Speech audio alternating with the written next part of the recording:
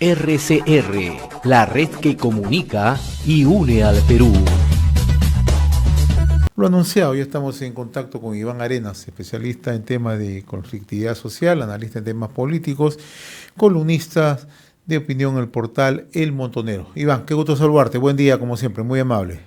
Hola José, al contrario, muchísimas gracias a ti y a todas las personas que nos escuchan y nos ven esta mañana. Gracias. ¿Qué es lo que está ocurriendo realmente en el corredor minero del sur? Ayer se anunció una paralización en Espinar, luego tomamos conocimiento que medida similar se está adoptando en Chumbivilcas y queremos que nos confirme. Parece ser que también ya en Chalhuahuacho se han plegado a esta paralización. ¿Esto es así?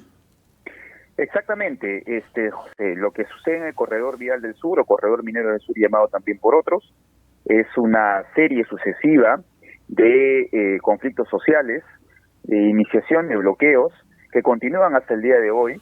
El día de ayer ha empezado en el sector de Ocoruro, que es el óvalo de Ocoruro en realidad en Espinar, donde el Frente de Defensa de la localidad de Defensa de los Intereses Espinar, el FUDIE, un sector del Frente de Defensa en realidad, que son 10 o 20 personas, lo que han hecho es bloquear las vías y con eso obstruyen los pasos de los camiones de transporte concentrados de cobre de 3 principales empresas mineras, Las Bambas, Santa Pacá y Constancia Harvey. Este bloqueo se ha prolongado hasta el día de hoy. Aparentemente no existe hasta ahora ninguna posibilidad no solamente de diálogo, sino de que no se solucione el problema y se desbloqueen estas vías. Luego de eso, el día de ayer en la noche, los dirigentes del Frente de Defensa de Chalhuahuacho iniciaron el día de ayer en la mañana toda una especie de movilizaciones en contra del alcalde porque estaban exigiéndole algunas obras locales. Sin embargo, estos bloqueos, esta paralización, esta movilización del día de ayer se ha convertido en una movilización contra la empresa minera. El día de ayer han sacado un comunicado el Frente de Defensa de Chalhuahuacho en el que indican mucho más pedidos de los ya realizados, exigen algunas demandas. La verdad es que algunas demandas son absolutamente, no son absurdas, pero digamos, pues se pueden entender, pero no tienen ya magnitud como para poder desarrollar algún bloqueo como lo que están haciendo ahora. Luego de eso tenemos otro sector, el sector de Huincho, donde existen los bloqueos. Allí están paralizados desde hace varios días, desde el lunes pasado ya llevan cerca de 10 días. El sector de Huincho queda en Colquemarca. Allí la población, junto con las autoridades locales y las autoridades provinciales también, valga decirlo, lo que están queriendo es que el Ejecutivo llegue inmediatamente para que pueda cumplir con el financiamiento de 17 obras, que se comprometió además el hoy congresista y ya integrante de Perú Libre, el señor Guido Bellido, que se comprometió cuando él fue presidente del Consejo de Ministros el año pasado. Y luego tenemos el otro sector, el sector de Tuntuma, donde la comunidad de Tuntuma, en Belille, que está exigiendo ser parte del área de influencia directa de la empresa minera Las Bambas. Entonces, Las Bambas en este preciso momento se enfrenta a 4 en realidad bloqueos. El primer bloqueo, como te decía, es el sector de Huincho, que comenzó el lunes pasado. El segundo bloqueo es el sector de Tuntuma en Belille. El tercer bloqueo es el bloqueo en Manantiales, en este preciso momento, donde un grupo de dirigentes del Frente de Defensa de Chalhuahuacho lo que está haciendo es cerrando el paso para que no entren ni salgan ningún tipo de camiones o transportes de la empresa minera. Y el cuarto piquete, al que se enfrentan ya esta vez las 3 empresas mineras, tanto Antapacay como Las Bambas y Hadley, es en Espinar, ¿no? En Espinar ellos reclaman un bono de 2.000 soles, cosa que en realidad el Comité del Convenio Marco ha aceptado entregar. Sin embargo, este sector del Frente de Defensa, dirigido por el señor Sergio Guamaní, quien se arroga la presidencia, a pesar de que existe en este preciso momento una presidencia, digamos, fundamentada en la ley, este señor lo que incide es que en la entrega de este bono solidario, bono voluntario, además, como así decirlo y quiero ponerlo entre comillas, este señor exige que no sea a través de manera directa, sino a través de, como ocurrió con el bono pasado en el año 2020, donde se entregaron 1.000 soles a través de tarjetas de alimentos. y que se generó un mercado negro alrededor de esto. El señor Sergio Guamaní quiere nuevamente que se entregue así. Esta es de alguna otra manera el panorama, la perspectiva de lo que está sucediendo en estos precisos momentos en el corredor vial del sur, con 4 bloqueos que de alguna otra manera interrumpen y ponen en jaque en realidad a las 3 grandes principales empresas de operativas de cobre, ¿no? Ahora, Iván, ¿qué tan cierto es que Espinar se está convirtiendo en una suerte de cabecera de playa para todos aquellos sectores que se oponen a la minería, a la gran minería, a la minería formal, los antimineros, como se le conoce?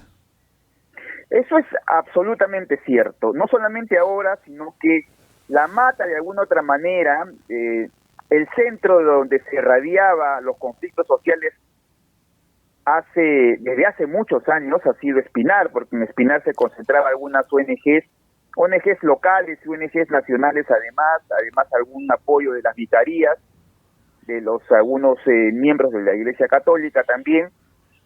Ahí se concentraban, o ahí se concentran hasta ahora algunas ONGs que siguen trabajando. El problema es que el detalle es que Espinar tiene una oposición ideológica, es decir, mucha gente que ha capacitado estas ONGs a través de charlas y talleres tenían esta visión idílica, esta visión, digamos, mitológica de la convivencia entre minería y agricultura, por ejemplo, y a partir de allí desarrollaron algunos mitos muy potentes.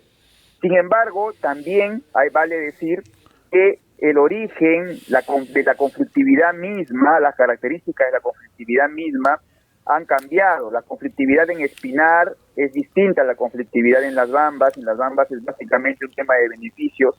En Espinar básicamente es un tema también de beneficios, pero ahí aunado con otras dinámicas, con otras exigencias que nacen justamente de las empresas y las ONGs, como por ejemplo el tema de la defensa del agua o el tema medioambiental, que cosa hasta ahora no se ha podido determinar, por ejemplo, que la empresa minera que opera en la zona haya sido la empresa que contamina. Allí la zona básicamente está mineralizada y el agua está absolutamente mineralizada. Los estándares de cadmio, zinc, en el agua son absolutamente no están dentro de lo límite permisible, básicamente por la mineralización, y lo que ocurre es que hay una contaminación ambiental de las aguas, pero por la propia naturaleza. Allí no se ha podido argumentar que sean las empresas mineras las que puedan o hayan contaminado las aguas o los ríos. Es más, existen informes en los que dicen que ningún componente que de algunas empresas mineras hayan contaminado. Pero vamos a tu pregunta. Tu pregunta es que si existe Espinar. Sí, Espinar siempre ha sido una cabecera de cuenca, siempre ha sido la mata donde se irradiaba y donde existen ahora todavía la presencia de importantes organizaciones no gubernamentales que desarrollan constantemente charlas, talleres, empoderamiento de temas medioambientales, que está bien hacerlo, pero lo que no vale hacer es que de alguna otra manera se fundamenten mitos o se fundamenten relatos o narrativas que no se condicen con la realidad en absoluto. A ellos se suma en estos momentos, Iván, que hace unos días MMG Las Bambas anunció la reducción de sus operaciones, ya en virtud a los bloqueos y las amenazas que se venían recibiendo. ¿Qué es lo que va a ocurrir realmente en el corredor minero del sur? Porque tenemos un escenario ya muy complejo, ¿no? Por un lado, presencia activa de organismos no gubernamentales que se oponen a la minería formal, a la gran minería, hacen activismo político, una labor de propagandización permanente. Por otro lado, los incumplimientos de parte del Estado. Tú acabas de citar cuando fue presidente del Consejo de Ministros Guido Bellido, hace unos días, fue retenido precisamente porque la población le exigía el cumplimiento de todos sus ofrecimientos, ¿no? Y lo otro, las demandas ya en exceso de un sector de la población. ¿Qué es lo que va a ocurrir en el corredor minero? ¿Hacia dónde vamos si es que el gobierno no actúa? Y creo que hay otro punto que podemos agregar allí, que son estas sociedades, estos brokers, estas empresas propiamente que chantajean, los emprendedores, exactamente, de asesores, asesores y abogados que chantajean, esa es la palabra, chantajean a través de las comunidades. Por ejemplo, estamos viendo en los últimos días estos mismos asesores que están en Huancuire, que están en Fuerabamba, en Pumamarca, ahora se han ido al sur de Ayacucho, y en el sur de Ayacucho lo que están haciendo exactamente el mismo modus operandi, el mismo modelo, es decir, están diciendo que un anexo es comunidad y de comunidad originaria, y la comunidad originaria, por ser comunidad originaria, tiene diferentes beneficios, es decir, según la ley tiene diferentes beneficios, entonces no reconocen los compromisos con las empresas, es decir, todo el software de las Bambas lo están replicando en otras zonas, sobre todo en Ayacucho Sur o en Moquegua, o en la parte de Moquegua, en la parte la parte sierra norte de Moquegua. Ahora, existen evidentemente esos 4 fundamentos, ¿no? ONGs antimineras, caso del Pinar, que es muy potente, demanda de la población, evidentemente demandas, exigencias ya que rebasan toda lógica, esas asociaciones o estos grupos de abogados asesores, y por el otro lado tenemos a estas personas, su incumplimiento del Ejecutivo, por ejemplo el tema de Guido Bellido, que fue retenido, aunque él diga que no fue retenido, pero fue retenido, claro, no fue secuestrado evidentemente, pero fue retenido. En estas 4 consideraciones, lo que ha generado es que el corredor minero en este preciso momento esté bloqueado, pero no solamente eso, quizá hay una quinta, que es la falta de orden y Estado de Derecho y la falta de autoridad de parte del Estado. El Estado no tiene autoridad en la zona, el Estado no quiere, por ejemplo, declarar la zona en estado de emergencia para, en el cortísimo plazo, poder solucionar las cosas. Lo que está pasando en la zona es que, en efecto, en este preciso momento, las Bambas va a poder dejar de operar, parcialmente va a reducir sus operaciones, pero las Bambas, por ejemplo, tiene solamente el 15 o el 16, tiene recursos para poder mantenerse a partir de ahí, tendría obligatoriamente, si no podrían pasar sus transportes, tendría obligatoriamente que reducir sus operaciones de manera parcial. Entonces, lo que está ocurriendo ahí es que las Bambas no va a dejar de operar, menos canon, menos regalías, Apurímac pierde 3.2 millones de soles diario, el corredor va a perder un montón de dinero, Espinar, que vive básicamente de la minería, va a perder un montón de dinero, pero si te das cuenta además, las demandas propias de la población son absolutamente absurdas o absolutamente risibles, en el sentido de que, por ejemplo, en Espinar están pidiendo 2.000 soles, el bono de 2.000 soles. ¿Qué está sucediendo con este bono solidario? Y entre comillas quiero decirle que es bono solidario. Lo que está sucediendo con este bono solidario es que los 98 millones de soles que va a costar para entregar 2.000 soles a 13.000 personas, estos 98 millones iban a financiar proyectos de tecnología de información y comunicación para todos los colegios de Espinar, tal como no lo digo yo, lo dice el SUTEP. Entonces, ¿qué pasa? Que estos proyectos, que son proyectos sostenibles, proyectos de desarrollo, van a dejar de hacerse para que las personas tengan 2.000 soles con el sobreentendido de que esas personas se están necesitando. Es evidentemente que algunas personas necesitan en la crisis económica social que ha dejado, por ejemplo, la crisis sanitaria y la crisis económica. Sí, es entendible, pero lo que no podemos hacer es que esto se utilice como un chantaje en el momento de decir, por ejemplo, que no se tiene que dar a través de tarjetas, que se tiene que dar de manera a través de tarjetas y no de manera efectiva. ¿Por qué? Porque la zona se va a convertir en un mercado negro, como sucedió con el primer bono, donde se gastó cerca de 40 millones de soles, también de convenio marco, que son proyectos, son dinero que serviría para proyectos de agua potable, desagüe, educación, salud, de lo que falta de cerrar brecha. Eso es una cosa. Lo segundo, por ejemplo, Tuntuma, que quiere ser considerada área de influencia o quiere renovar algunas exigencias, en fin, son cosas que, y en este caso se le está pidiendo a las Bambas, en fin, son cosas que de alguna otra manera tú puedes entender, pero lo que no puedes entender es que esas exigencias se vuelvan ya casi irrealizables, absurdas. Puedes entender, por ejemplo, lo que pide Chumbivilcas en este preciso momento. Chumbivilcas pide que la PCM cumpla con lo que dijo el señor Guido Bellido cuando fue PCM, es decir, que cumpla con el financiamiento de los 17 proyectos. Eso lo puedes entender, pero lo que no puedes entender es lo que sucede en Espinar, en Tuntuma, o lo que no puedes entender es lo que sucede en Chalhuahuacho, donde están pidiendo, exigiendo, por ejemplo, que cada zona, que cada comunidad tenga proveedores locales, pero eso está sucediendo en este preciso momento, es decir, Fuerabamba tiene proveedores locales, Huancuire tiene proveedores locales, Pumamarca, es decir, se están cumpliendo las cosas. Lo que pasa es que en este preciso momento existen dinámicas locales que quieren sacar provecho, en este caso en Chalhuahuacho, los propios dirigentes de Chalhuahuacho, que no son dirigentes de Fuerabamba, que no son dirigentes de Huancuire, lo que quieren es sacar provecho, lo que quieren es llevar agua para su molino, digamos, para decirlo en forma más legible, lo que quieren es sacar porque evidentemente quieren presionar y quieren tener capacidad de negociación en el marco además de la transferencia de competencias de los alcaldes.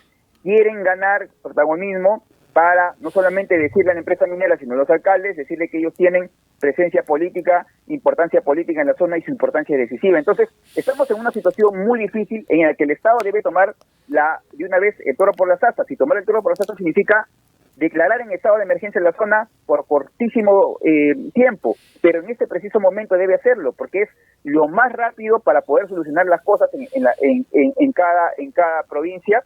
Y finalmente lo que tiene que hacer la PCM, lo que tiene que hacer es reducir y gestionar esos conflictos. Esta zona, por ejemplo, existía lo que llamé esa zona de atención especial. ¿En qué quedó la zona de atención especial? Necesitamos seguir trabajando en la zona de atención especial.